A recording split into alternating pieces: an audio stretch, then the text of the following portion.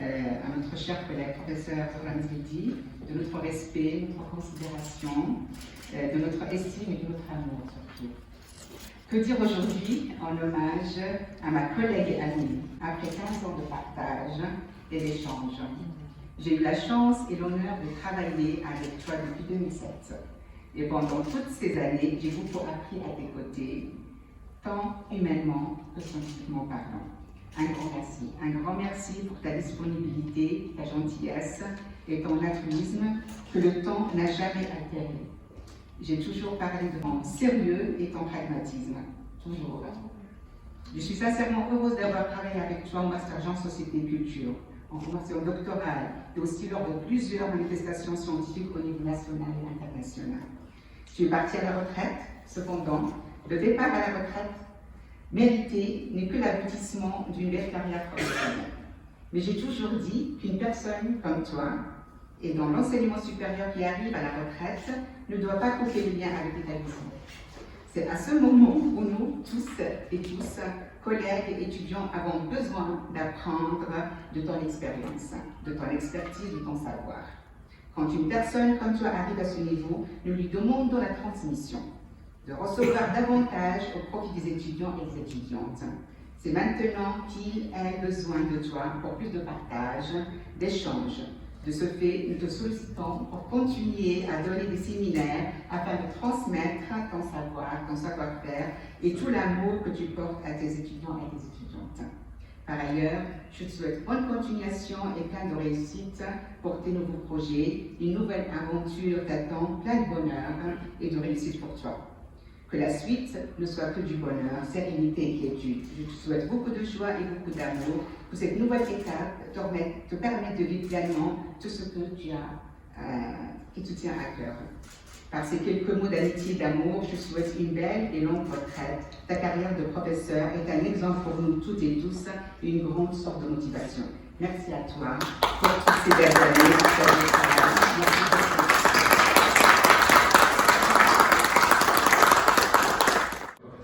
المتوسطة سفيرة المغرب، فبغينا كذلك وليداتنا وليدات الطلبة ياخذوا هذه النماذج القدوة ويمشيو بها إن شاء الله في إطار العلم، في إطار البحث العلمي والتكوين والتنمية.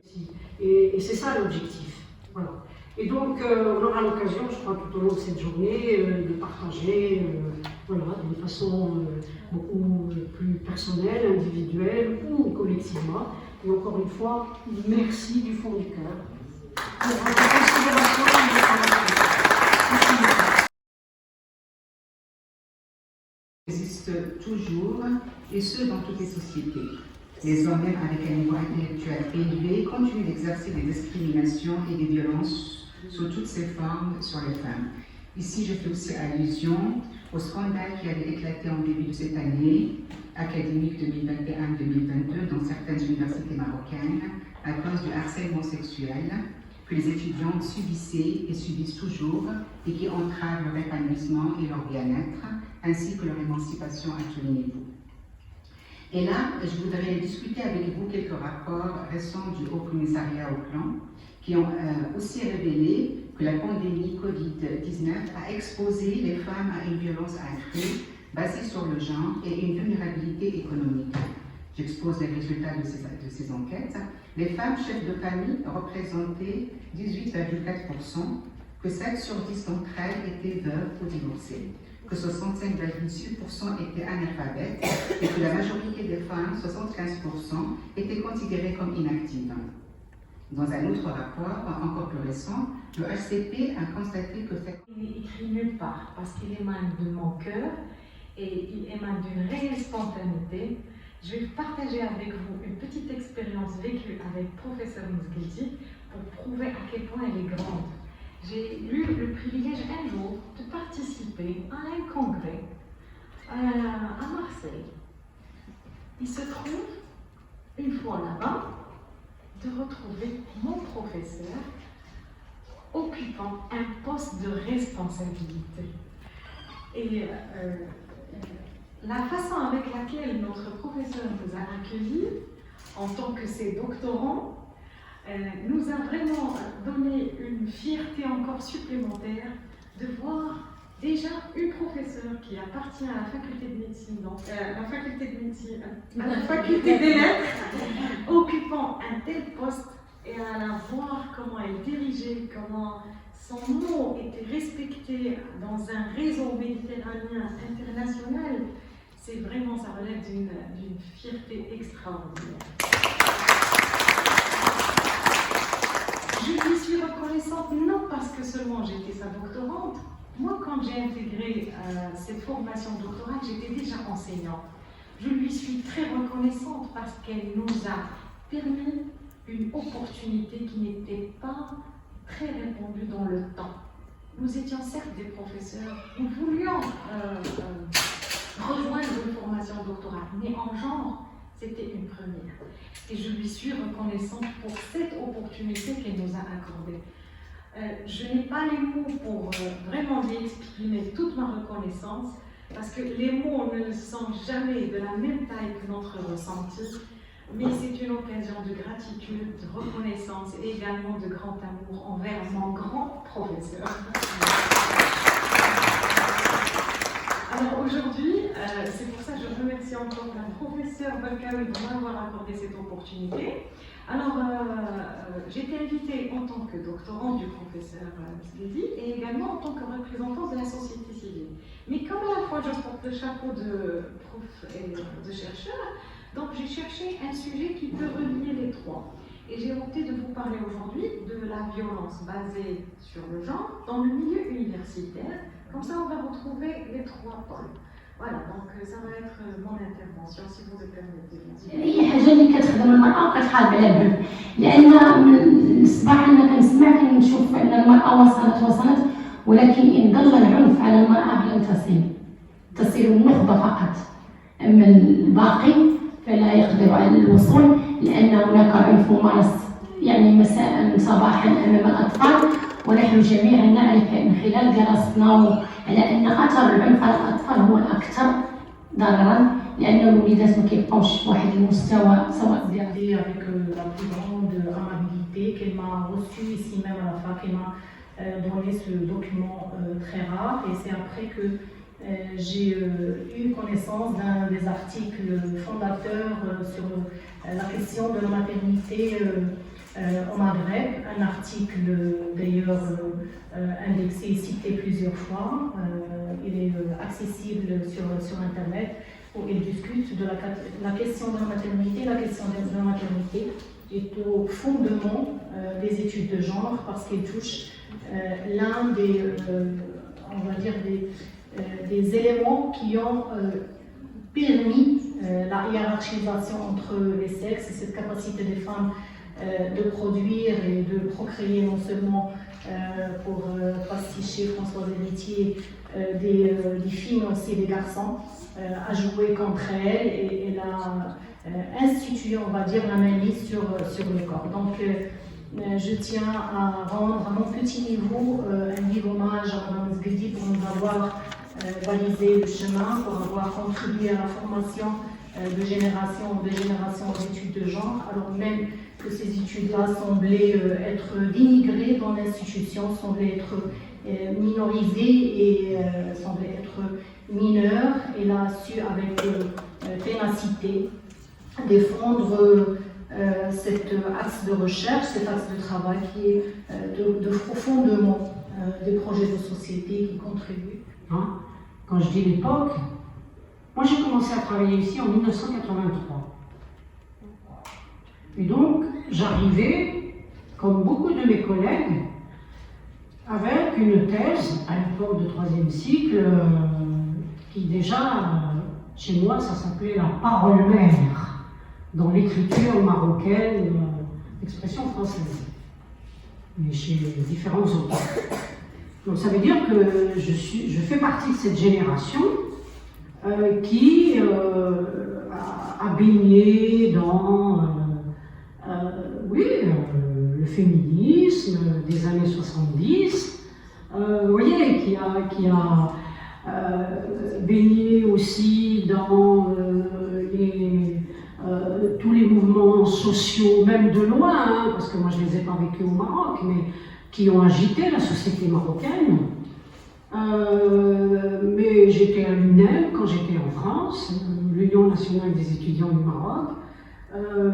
J'ai pu aussi percevoir tout ce qui se passait dans la société et qui montrait que la société marocaine, déjà de l'époque, c'était pas une société isolée, c'était une société dans laquelle je rappelle que le mouvement les mouvements sociaux de 1965 ont précédé 1968, en Europe et dans les autres pays occidentaux.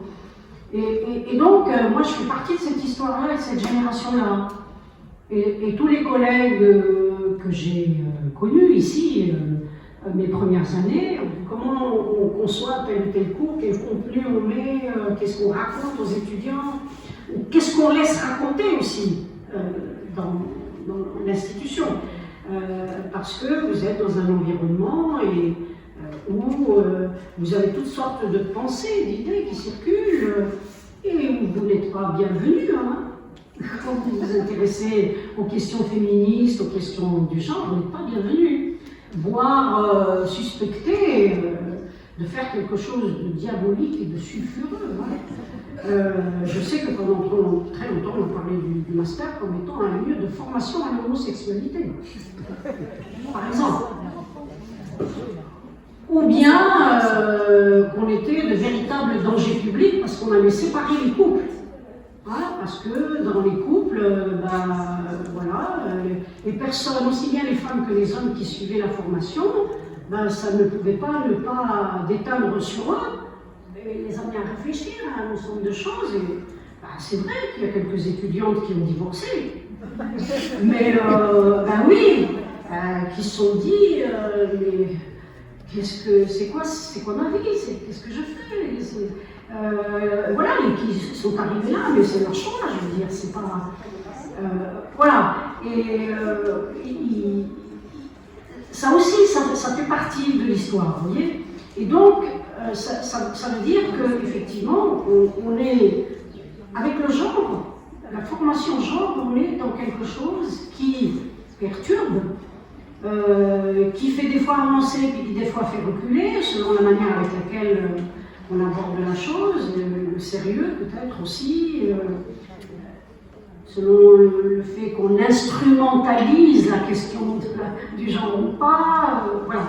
Et au final, moi je pense que cette formation, elle a tenu parce qu'il y avait de la persévérance, de la combativité, de la vigilance et de la ténacité derrière, et pas que de moi, de toutes les personnes qui ont été à la responsabilité de cette formation, et en dernier lieu, pour l'instant, professeur Berkaoui, et je l'en remercie d'ailleurs, parce que je sais que je suis passée par là, donc je sais de quoi il s'agit, c'est très compliqué, et en même temps, je pense que c'est quelque chose qui tient, parce que c'est quelque chose qui est porteur. Au-delà de ce que tu disais, Najat, c'est aussi porteur sur le plan de la société, déjà à commencer par les étudiantes et les étudiants qui suivent ces formations, qui y trouvent, j'allais dire, un sens, qui trouvent un sens à leur formation universitaire. Parce que franchement, pour vouloir faire master genre et doctorat genre, il faut être à la quête du sens. Vous voyez, ce ne sont pas des études classiques, et tout le monde sait qu'en débarquant dans ce type de formation, on va un petit peu à l'aventure. On ne sait pas forcément sur quoi ça va déboucher. Vous voyez, en termes je parle de débouché professionnel, déjà. Et donc, moi je trouve que c'est déjà un signe intéressant que de s'engager sur ce type de formation. Et puis, étant donné que on a quand même fait des petites enquêtes à l'intérieur du master et on a un petit peu suivi nos étudiants et nos étudiantes, les gens travaillent. Ça risque de durer très longtemps parce qu'on est loin des droits acquis, tout simplement parce que les droits ne sont jamais acquis. Vous voyez bien ce qui se passe ailleurs dans le monde, je ne sais pas, le droit à l'avortement qui avait été institué comme droit aux États-Unis, par exemple, eh ben voilà, il est complètement remis en question. Ailleurs, c'est le droit d'aller à l'école, Afghanistan. Maintenant, on leur dit retournez chez vous. Voilà. Elles en sont même réduites à ne plus pouvoir manger une glace dans la rue. Hein, manger une glace dans la rue. Parce que c'est. Les talibans, ils ont un sexe dans le cerveau, vous voyez, à la place du cerveau. Moi, c'est des choses comme ça. Et notre société, elle n'est pas à l'abri de tout ça. Hein. Je veux dire, on est comme les autres. Et donc, ça veut dire qu'il faut continuer à notre niveau de chercheurs, d'enseignants, vous voyez, il faut continuer à s'intéresser et à former à ces questions-là. Et de la façon la plus sérieuse possible. Et pour passer le relais, personnellement, j'ai toujours milité pour la recherche-action, c'est-à-dire le travail avec la société civile. J'ai essayé de le promouvoir, notamment à travers des rencontres, à travers différentes institutions nationales et internationales. À chaque fois, effectivement, j'ai essayé de faire en sorte que les associatifs, la société civile soient là. Voilà. Maintenant, nous avons eu pas mal d'étudiantes et d'étudiants venant des associations qui sont venus faire la formation de genre, d'autres qui font des doctorats. C'est une très bonne chose. Voilà. Et je pense qu'il faut continuer dans ce sens-là parce que c'est utile et nécessaire pour notre pays. Voilà. Parce que nous sommes dans un pays où, je dirais même, le droit d'avoir des droits, c'est pas évident. C'est pas acquis. Vous voyez. Donc il faut persévérer. Voilà.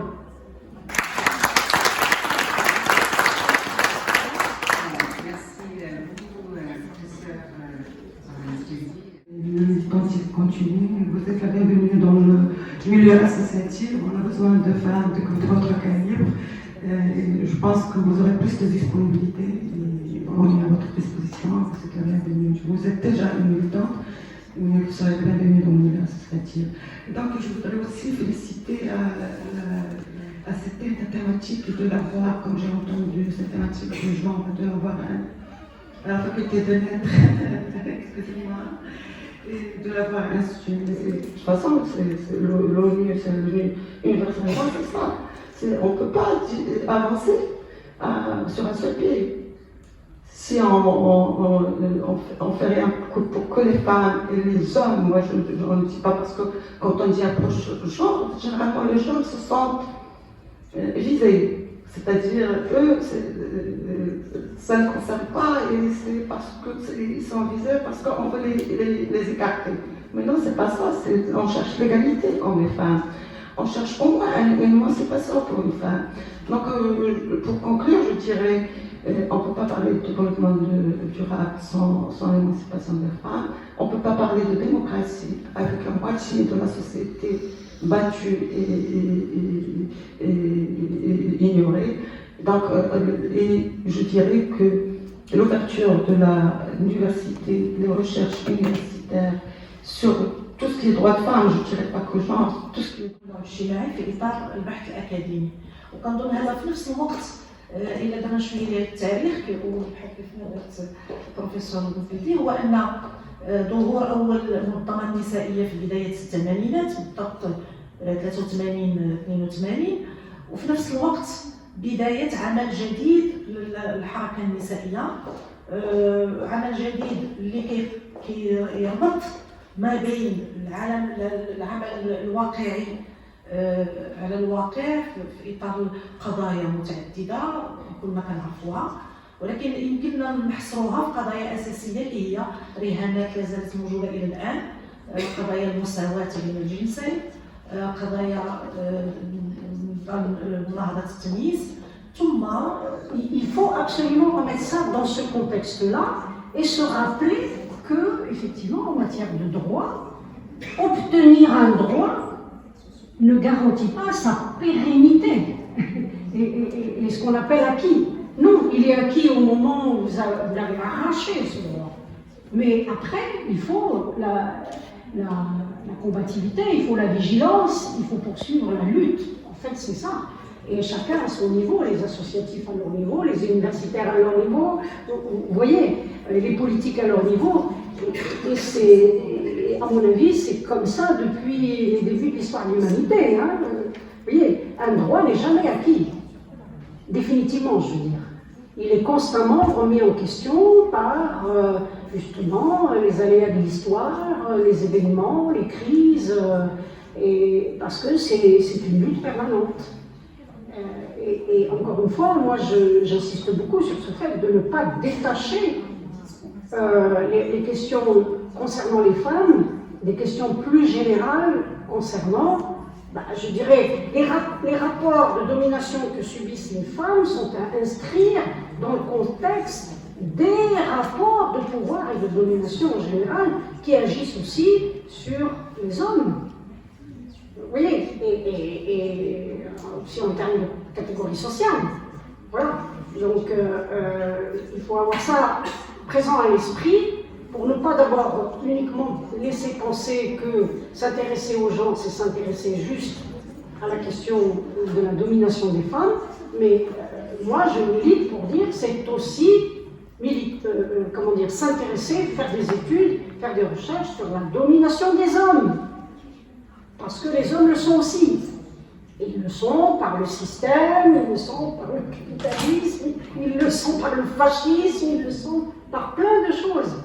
Et que c'est dans ce cadre-là qu'il faut penser les rapports. Vous voyez? Enfin, pour moi, hein, c'est ma vision des choses et je pense que je ne suis pas la seule dans ce cadre-là. Voilà, merci beaucoup. Merci beaucoup, professeur. Je remercie toutes les intervenants.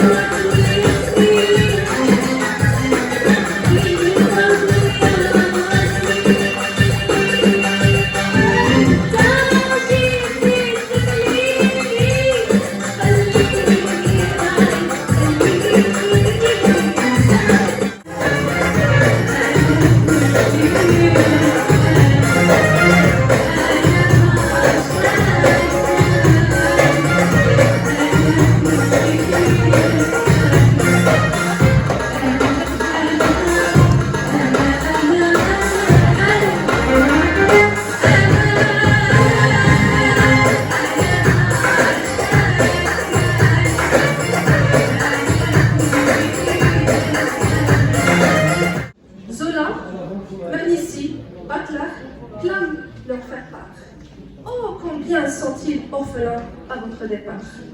Hélas, ces murs qui furent à vous toute vie, regardant et pleurant comme un monument détruit.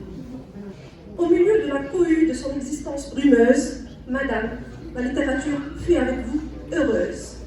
Et des générations que votre passion inspire, zéphyr intellectuel. Cher professeur Zoran Zgeldi, je vous destine ces mots dans le but de vous remercier pour les moments merveilleux passés dans votre cours et le temps que vous nous avez accordé en dirigeant nos études et le temps que vous m'avez accordé en dirigeant mon mémoire de Master Genre, Société et Culture. Un grand merci pour votre soutien incomparable, vos conseils que je n'oublierai jamais, le moment où j'ai commencé à pleurer, où j'ai baissé les bras, un coup de téléphone de votre part m'a boosté. Votre enseignement dévoué et généreux, vous êtes une professeure à qui je dois une reconnaissance perpétuelle.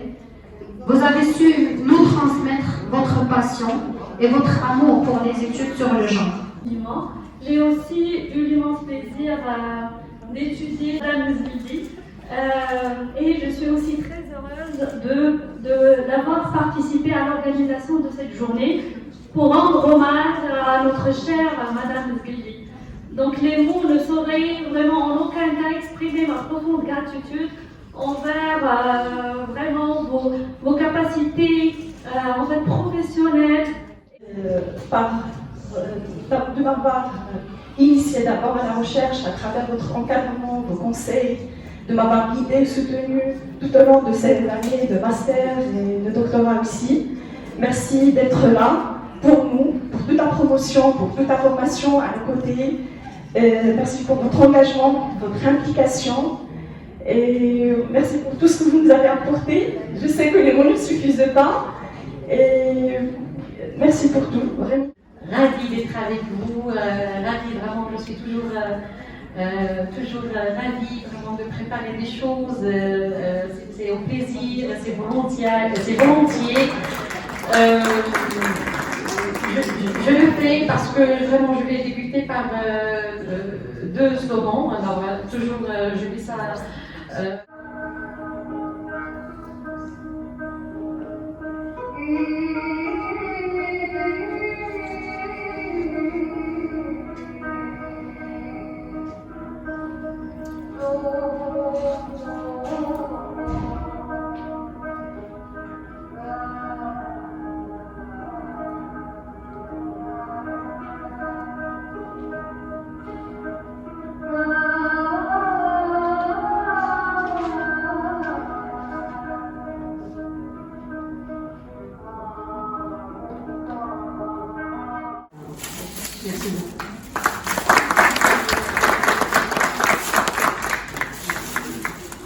C'est symbolique, mais c'est significatif.